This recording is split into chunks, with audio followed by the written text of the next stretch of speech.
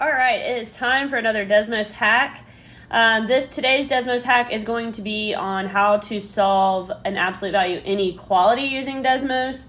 It's not perfect, but it is pretty awesome. So I'm going to just jump right in. I've got some beautiful notes of steps typed up for you if you are solving by hand.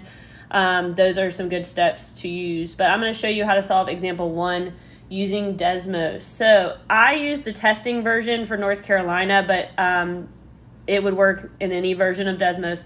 You literally just type in the problem. So I'm going to go to Desmos and I'm going to type in what the problem was. And so it was x minus 5 on the inside and plus 7 and then greater than 4. So when you have a scenario such as this, and you're zooming out and zooming out and zooming out and zooming out, and all you see is shaded, what that means is that there's infinite solutions. And the way people do infinite solutions is either to write that, or they might say all real numbers, or they might say negative infinity to infinity. All right. I'm skipping number 2 because it's weird. Number 3, if I was trying this one in Desmos, I would have 3 absolute value lines, x minus 4 on the inside, and then I have plus 10 and less than 28. I hit the home button because I zoomed a little too far. All right, this time I've got some shading happening and I've got it in between 2 lines. Anytime you have it in between 2 lines, that means that it was greater than the number on the left and that it was less than the number on the right. And so my 2 numbers are negative 2 and 10. All right, so on a number line, this would have looked like this. Negative 2 and 10, and we would have had 2 dots, and it would be all of the answers in between negative 2 and 10. So that's what you can kind of visualize when you see the shaded area in the middle. The way we write our answer for this is like this. X is less than 10 but greater than negative 2. Guys, this right here is the same thing as this. It's just written backwards so that it can be written as a compound inequality.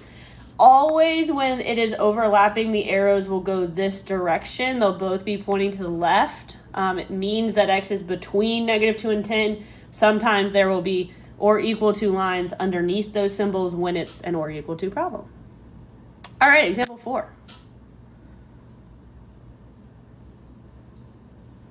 right, this one's going to be what I want. Sorry, I was pausing to think for a second. All right, so I have negative 3. I have absolute value of 2x plus 1.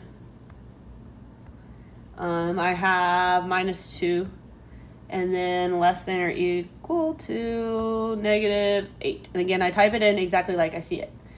This time, it's split. The shaded area is going 2 different directions.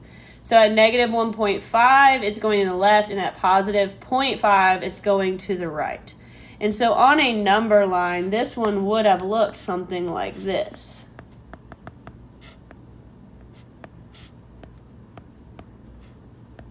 Close dots because of the or equal to line.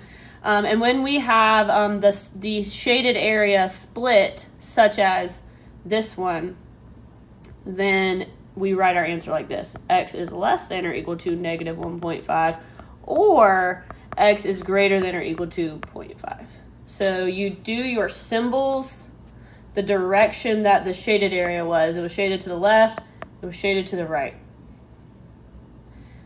All right.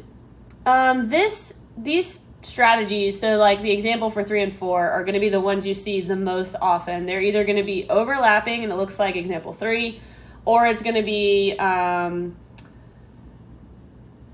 opposite directions. It's going to be or problem, and it's going to point opposite directions, or it's going to be like example 1, where everything is shaded and it's infinite. Now, I want to be careful in explaining that sometimes the answer will be no solution, and Desmos is somewhat helpful for that, but it isn't perfect. In a situation where it's not perfect, is when it's or equal to 0. So like example 9 right here, if I had taken 7 away from both sides, if I was solving by hand, you would see that it's less than or equal to 0.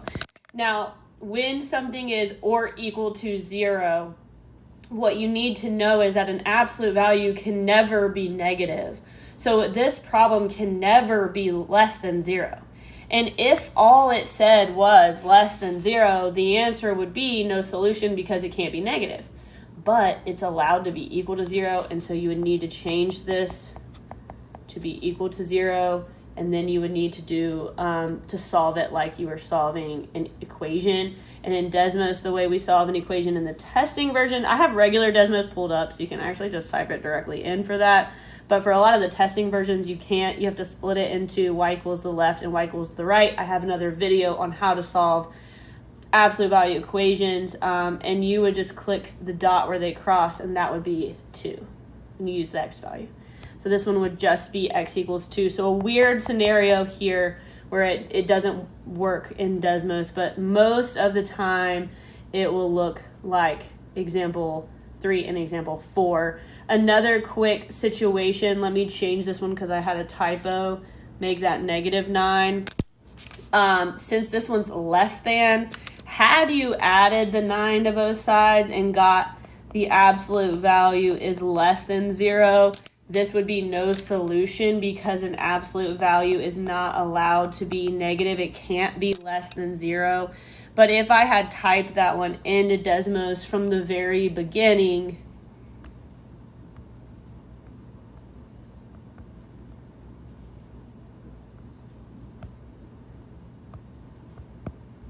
I would see nothing, which is another clue that it's no solution. The only time this doesn't work is if it's or equal to. It's going to say that there's no solution, but really there would be one because there is a value where it's equal to 0.